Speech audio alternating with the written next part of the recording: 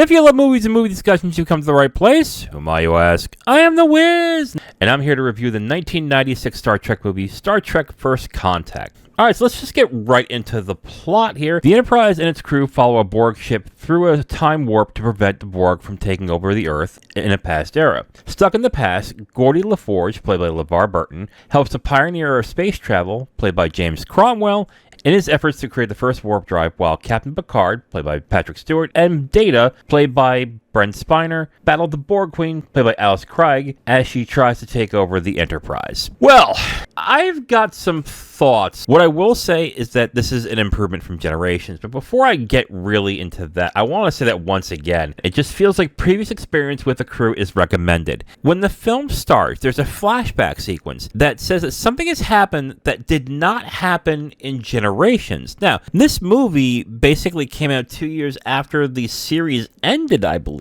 So it's kind of strange. I'm not sure if this happened at the end of the series or if this is something that's a stopgap between something that happened in the series and between seasons, but it's just weird that coming from Generations, it's kind of like Generations didn't happen and we're just going to this new plot line, and it just seems like there's just no backstory. It's just, this is what happened previously at some point. We hope you've caught up. And I'm like, oh, okay, great. So I guess I'm kind of screwed on that one now, aren't we? But even when we get into that, it just seems like there's no personality formed on most of the crew. Again, this is probably due to the fact that they're relying on people to have watched the series in order to actually get into this movie, which is fine. If you want to be a movie for the fans and reward those fans for their loyalty for watching your movie, that's fine. But if you want more people to get into the series, it's kind of a hard pill to swallow. That's something that I really liked about the original series. Yes, it rewarded fans for being loyal about the first 3 seasons. However, the original series movies worked well without the information because they acted like sort of a bridge to let you get to know the other characters. Getting to know the characters is really important because it just feels like to me that some of the best things about Star Trek, especially the first 6 movies, were the personalities of the crew members. And I just feel none of that with these characters right now. But I gotta be honest, it might just be because I have no experience with The Next Generation. And because of that, that's probably why I'm just not connecting with anybody here. The movie is relying on you to have that connection beforehand. But what I will say, though, in defense of the film, is that this film does maintain a consistent tone of action and drama.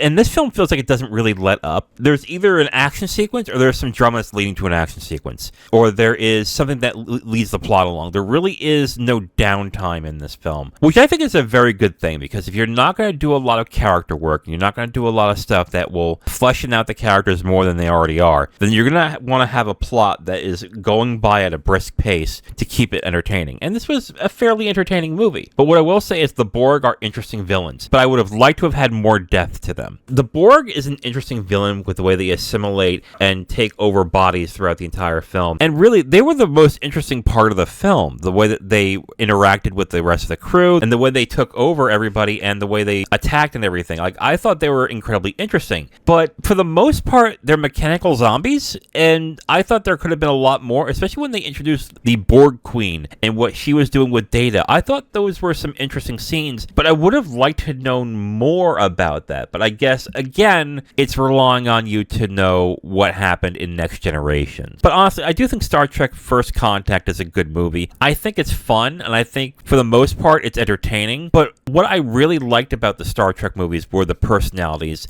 and getting to know the crew members and getting attached to those crew members. And honestly, I'm not getting that in these movies. And I think, honestly, it's more than likely because they're relying on you to have that attachment going in before into the movie. So bear that in mind. So here are my footnotes for Star Trek First Contact. And then the only note that I have is based on the movies alone. I miss the original cast. I do. I really do. Like, I don't like the first movie. I know there are some that do like the first movie for various reasons, but from 2 to 4 and 6, I really like the movies, but mainly because I like the characters a good deal. And this seems to be the thing that I am missing in these films so far with the Next Generation cast, is that I don't really feel like I'm getting an attachment to them. The movies did a very good job of showing off the personalities of all the cast members and showing the relationship that they have with each other in an endearing and entertaining way. And I really miss that. Like, for right now, when it comes to the crew,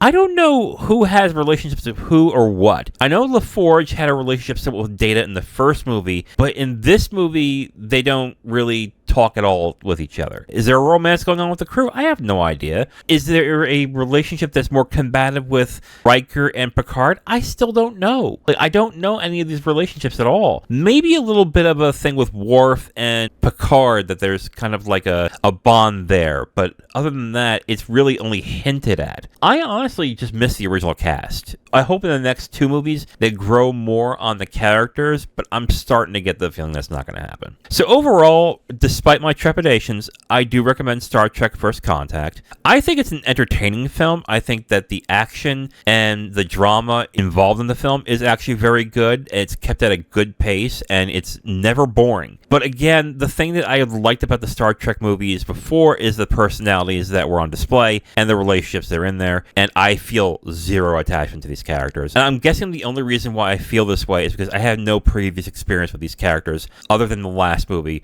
which also was kind of lacking on that end too. I'm starting to think right now that maybe if you are not familiar with the Next Generation, possibly not watching these movies until you watch those first, but maybe that changes in the next 2 movies, so we'll find out. So overall, I do recommend Star Trek First Contact. Check it out on Paramount Plus if you haven't already. Now, if you want my full review on this movie, you can go to my website at IamTheWiz.com. You'll have my full written review right on the site, along with a link to the video that has this review that you've just listened to. All right, so for Tuesday, I'll be reviewing The Others, directed by Alejandro Amenabar. Thursday, me and Zero are going to be reviewing The Conjuring, directed by James Wan. And on Saturday, we're going to continue watching all the Star Trek movies. And the next one is Star Trek Insurrection, directed by Jonathan Frakes. I'm really hoping I get more on the characters, because it's going to get more and more disappointing if I feel no attachment to the characters when I really liked the original cast. So, on Tuesday, I'll be reviewing The Others, directed by Alejandro Amenabar. Thursday, me and Zero are going to be reviewing The Conjuring, directed by James Wan. And Saturday, I'll be reviewing Star Trek Insurrection, directed by Jonathan Frakes. I am The Wiz, and I'll talk to you next time.